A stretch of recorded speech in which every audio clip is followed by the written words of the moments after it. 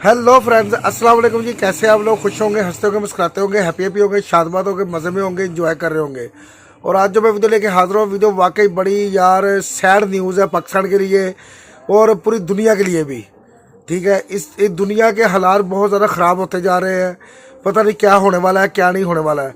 तो वीडियो देखेंगे। वीडियो अच्छी लगे तो शेयर कीजिएगा, चैनल को सब्सक्राइब कीजिएगा, वीडियो को लाइक कीजिएगा। मिलते हैं वीडियो के बाद। ईरान के इलाके सरवान में 9 पाकिस्तानियों का बेरहमाना कत्ल। एक तो ये कि जो ईरान के अंदर हुआ है, जी 9 पाकिस्तानी वहां पे सोच समझ कर ईरान के अंदर कार्रवाई की है।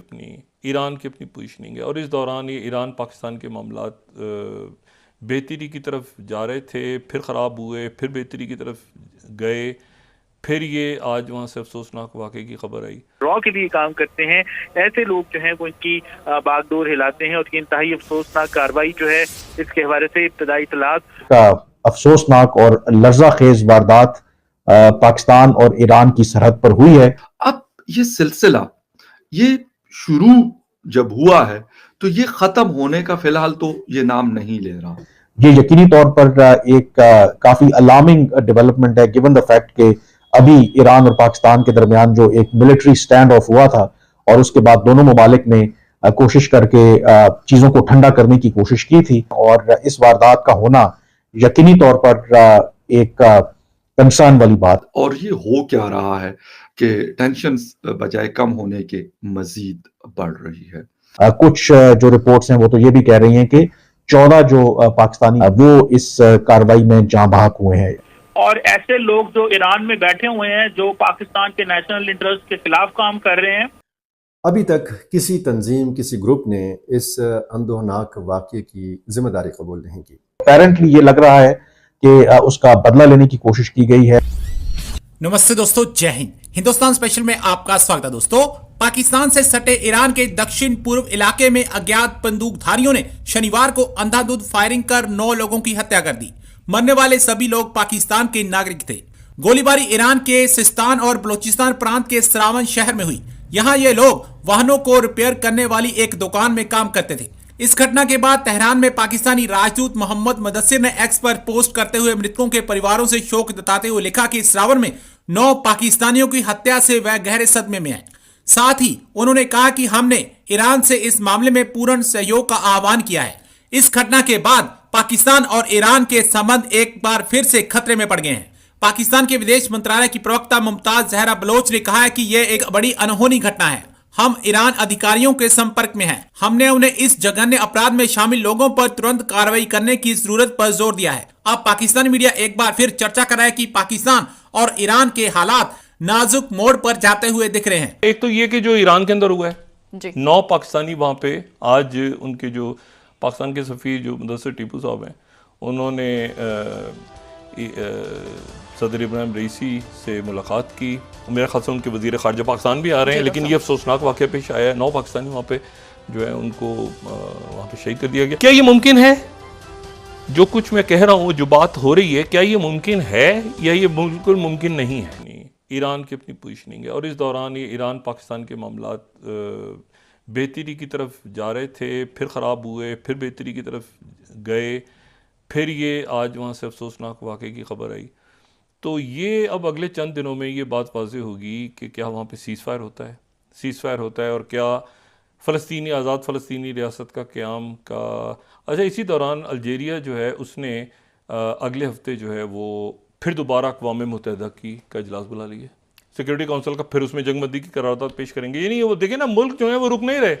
मुल्क अपने वो प्रेशर इतना बिल्ड हो रहा है। उसी दिन एक बहुत बड़ा इंसिडेंट होता है। जाहिदान का इलाका है, सरवान सिटी है।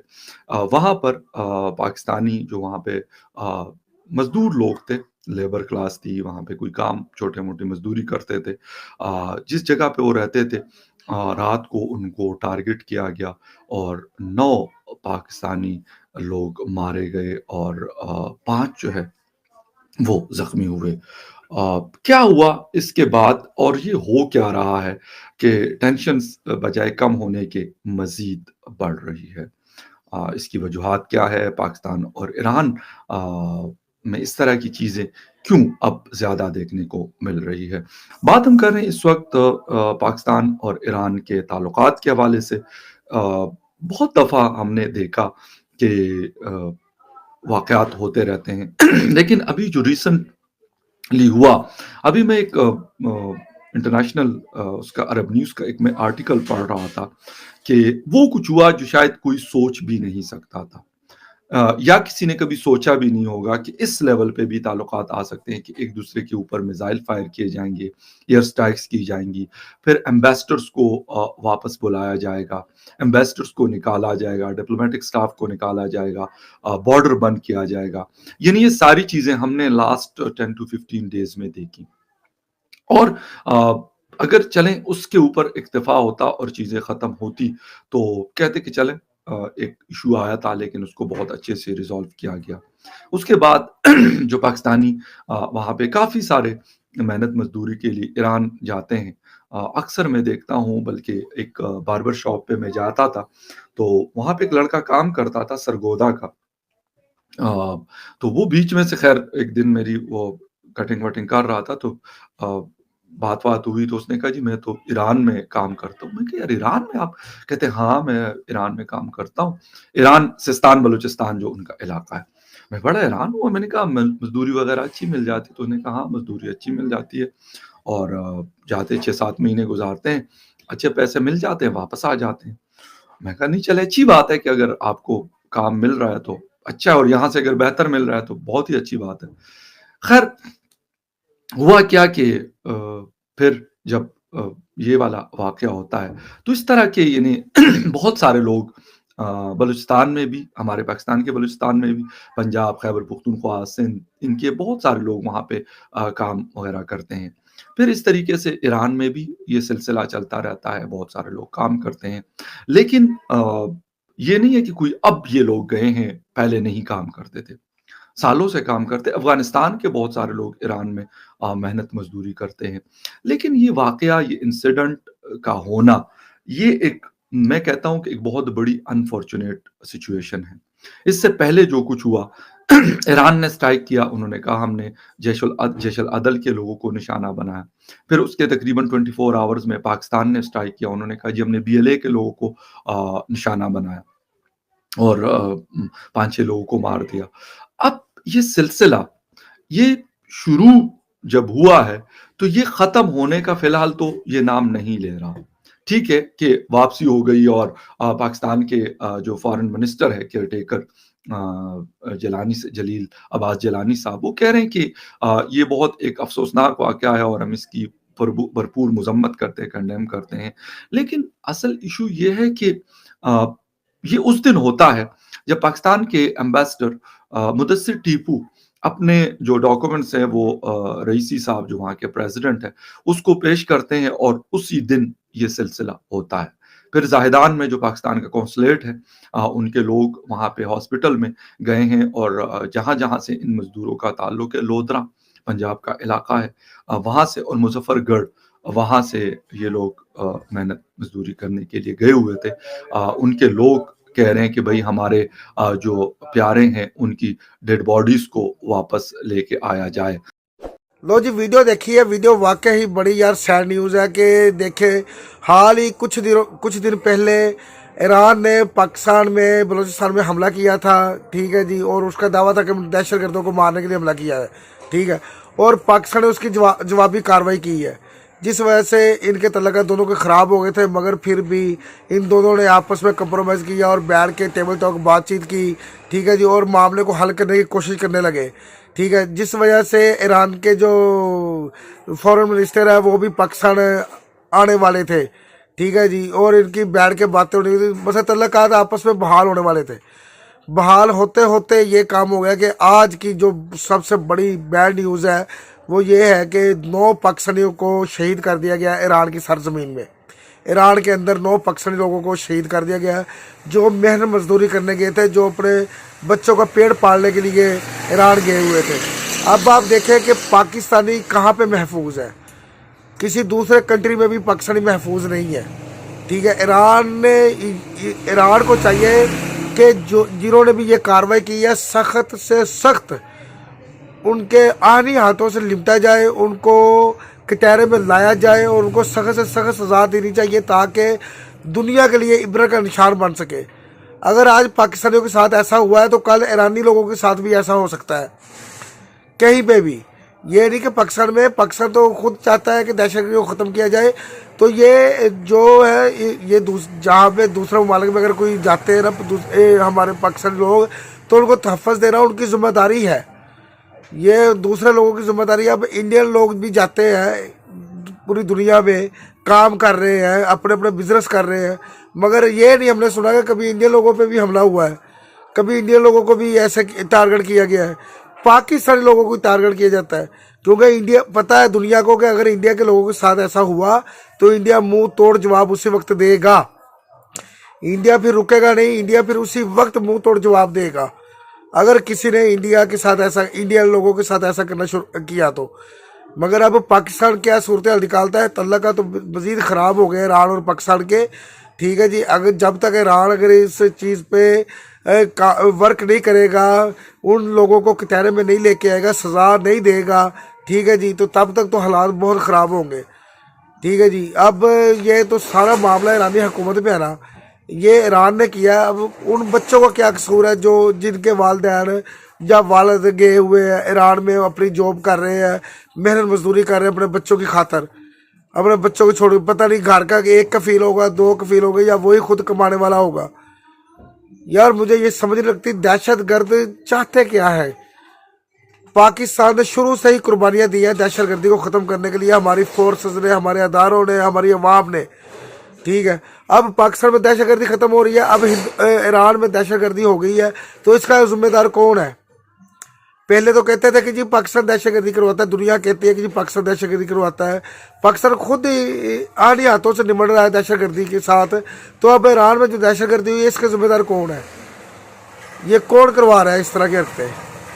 अब ये 9 पाकिस्तानियों को जवाब तो देना पड़ेगा ना ईरान को। जो 9 लोग शहीद हुए हैं पाकिस्तानी लोग, इनका जवाब तो देना पड़ेगा ईरान को। ठीक है, ईरान के साथ हम नहीं चाहते कि हमारे तल्लुकात ख़राब हों, हम चाहते हैं कि हमारे सब ममालिक के साथ तल्लुकात अच्छे हों। ठीक है जी, ईरान में तो वैसे भी बहुत मोतबर जो वो है मज़ारात है, ठीक है जी, जो मुसलमानों के लिए काबिल एहतराम है। तो हम तो ईरान से जंग चाहते नहीं हैं, मगर ईरान को भी चाहिए कि अपने आप को सुधारे और पाकिस्तान के साथ कंप्रोमाइज़ करे। अगर तल्लुकात मज़ीद बिगड़ गए ना, तो इसका नतीजा पूरी दुनिया को भुगतना पड़ेगा। ईरान और पाकिस्तान की जंग का दुनिया पूरी को इसका खमियाजा भुगतना पड़ेगा। सिर्फ ये जंग पाकिस्तान और ईरान की नहीं होगी, ये जंग पूरी दुनिया की होगी फिर। ठीक है, इसमें वो भी देश आएंगे जो कहते हैं कि ये सिर्फ पाकिस्तान और ईरान की जंग है, इसमें वो भी देश आएंगे फिर इस जंग की लिपट में। ये हालात बहुत नासाजगार होते चले जा रहे हैं, बहुत ख़राब होते चले जा रहे हैं हालात। ठीक है जी, ऐसा नहीं है कि ऐसे ही कोई मुंह उठा के आया और उसने फायर कर दिए और 9 पाकिस्तानियों को शहीद कर दिया, ऐसा नहीं होता। ये सारी प्लानिंग के तहत होता है काम। तो ईरानी हुकूमत को चाहिए कि उन जो दहशतगर्द हैं लोग, उनके साथ सख्ती से निपटा जाए और जवाब दे पाकिस्तान को जवाब दे इस चीज़ के बारे में कि वो कैसे हमला हो गया, कैसे 9 लोग शहीद हो गए। ठीक है, उनके घर वालों को क्या कहा जाए? अब जिनके लोग शहीद हो गए हैं, जिनके बाप शहीद हो गए, भाई शहीद हो गए हैं, अब उनके ख़ानदान को क्या पैगाम दिया जाए? ठीक है, हो सकता है कि वो जो गए हो वो घर का वाहिद कफील हो, पूरे घर को कमाने वाला एक ही बंदा हो। इनके बारे में सोचना चाहिए दुनिया को यार, मिलकर दुनिया को दहशतगर्दी का खात्मा करना चाहिए यार। ये हालात बहुत ख़राब होते चले जा रहे हैं यार, यकीन माने। अब इस तरह तो कोई भी पाकिस्तानी दूसरे मुल्क में नहीं जा सकेगा काम करने के लिए, या दूसरे मुल्क कहीं भी एक दूसरे मुल्क में काम करने के लिए नहीं जा सकेंगे। उनको ख़तरा ही होगा कि यार कहीं हमारे ऊपर अटैक ना हो जाए ये वाला। इस तरह पूरी दुनिया का हालात ख़राब होते चले जा रहे हैं, किसी पे भी एतमाद नहीं होगा। फिर कोई भी मुल्क किसी मुल्क में एतमाद नहीं करेगा, अपने लोगों को नहीं भेजेगा कि उधर जाओ रोज़गार के लिए। तो ये इस पे एक्शन लेना चाहिए। मैंने बार बार बोला है कि इस खित्ते के अमन के लिए पाकिस्तान को, हिंदुस्तान को, इसको ईरान को, अफ़गानिस्तान को, चाइना को मिल बैठ के एक टेबल में बैठ के अमन का दर्श देना चाहिए, अमन कायम करना चाहिए और दहशतगर्दी को ख़त्म करना चाहिए मिल बैठ के। ये छोटी सी बात नहीं है, पूरी दुनिया हिल गई है इस चीज़ से यार। 9 लोग शहीद कर दिए हैं ईरान में, ये कुछ छोटी सी बात नहीं है, ये बहुत बड़ी बात है यार। उनका क्या कसूर था जिनको उन्होंने शहीद कर दिया है? उनका क्या कसूर है यार? वो यही कसूर है कि वो अपने बच्चों का पेट पालने के लिए ईरान गए हुए हैं, यही कसूर था उनका। अब तो ये ईरान का देखेंगे ना कि ईरान क्या करेगा इस मामले में, कहाँ तक एक्शन लेगा इस मामले में। ठीक है जी, अगर पाकिस्तानी वहाँ पे महफूज नहीं है तो ईरानी भी कैसे महफूज हो सकते हैं वहाँ पे? और सिर्फ पाकिस्तानियों को क्यों टारगेट किया गया है? सिर्फ पाकिस्तानी लोगों को ही टारगेट क्यों किया गया है? ईरानी लोग भी थे, ईरान का तो कोई भी एक भी बंदा नहीं मरा, पाकिस्तानी को शहीद किया गया क्यों? इसकी क्या रीज़न है कि पाकिस्तानी लोगों को सब कुछ शहीद किया गया है? ये सोची समझी प्लानिंग के तहत होता है जो कुछ भी होता है। तो बहरहाल ईरानी हुकूमत को चाहिए कि इस चीज़ पर एक्शन ले और पाकिस्तान को सही गाइड करे, जवाब दे सब कुछ। और जो दहशतगर्द इसमें मुलव्वस है उनको मैं कह रहा हूँ फांसी के तख्ते पर लटकाना चाहिए। दहशतगर्दी किसी मुल्क में भी नहीं होनी चाहिए, चाहे वो हिंदुस्तान है, चाहे पाकिस्तान है, चाहे अफगानिस्तान है, चाहे ईरान ही क्यों ना हो, चाइना क्यों ना, कोई भी मुल्क है वहाँ पे दहशतगर्दी नहीं होनी चाहिए। अब आप देख लें गज़ा और इसराइल के हालात किस तरह के हैं। मैं कह रहा हूँ कि कहीं पे आलमी जंग ही ना बन जाए ये वाली यार। गज़ा और फ़लस्तीन के जो हालात चलते आ रहे हैं, जो इसराइल के हालात चलते आ रहे हैं, जंग लगी हुई है, ये पूरी दुनिया में असर हो रहा है, ये पूरी दुनिया में जंग का ख़तरा बढ़ रहा है। तो ऊपर से ईरान को इस तरह की नहीं करना चाहिए ना काम, अमन का दर्श देना चाहिए। तो ये हम वैसे भी वो भी मुसलमान है, हम भी मुसलमान हैं, तो क्यों इस तरह के हो रहे हैं काम यार? नहीं होने चाहिए। बाकी ईरान को जवाब देना चाहिए, पाकिस्तान को पूरा गाइड करना चाहिए, हर तरह ताउन करना चाहिए पाकिस्तान के साथ। ईरान को हर तरह ताउन करना चाहिए पाकिस्तान के साथ। इंडिया को चाहिए कि ईरान को बोले कि आप सारे मामलात के हल निकाल के पाकिस्तान को अपने एतमाद में ले। इंडिया को चाहिए, इंडिया पूछे उससे कि ऐसे कैसे हो गया, पाकिस्तानी 9 लोग कैसे शहीद हो गए हैं ईरान में। इंडिया पूछ सकता है, इंडिया के फॉरेन मिनिस्टर जयशंकर साहब गए थे ईरान में, तो इंडिया पूछ सकता है ईरान से कि इस अमन के लिए, इस खित्ते के अमन के लिए ऐसा नहीं होना चाहिए जो हो गया है, तो क्यों हुआ ऐसा, ये इंडिया को पूछना चाहिए ईरान से। ठीक है जी, वरना ये पूरी दुनिया के लिए ख़तरा बनेगा। ये जो जंग है ना पूरी दुनिया के लिए ख़तरा बनेगी, सिर्फ पाकिस्तान और ईरान की जंग नहीं होगी, फिर ये पूरी दुनिया के लिए ख़तरा बनेगी ये जंग। तो बहरहाल यही मैं तो ये कहता हूँ कि सब ममालिक को आपस में प्यार मोहब्बत से रहना चाहिए। किसी मुल्क को दूसरे मुल्क में दहशतगर्दी और मुदाखलत करने की ज़रूरत नहीं है। हर मुल्क अपने काम में खुश है, अपने अपने काम करते रहे। ठीक है जी, अपनी तरक्की की राह पे बस गामजन रहे आप सब लोग। ये हालात ख़राब होते चले जा रहे हैं, ये बहुत बुरा असर पड़ेगा पूरी दुनिया में इसका। तो बाकी आपको वीडियो कैसी लगी है इसके बारे में ज़रूर बताइएगा।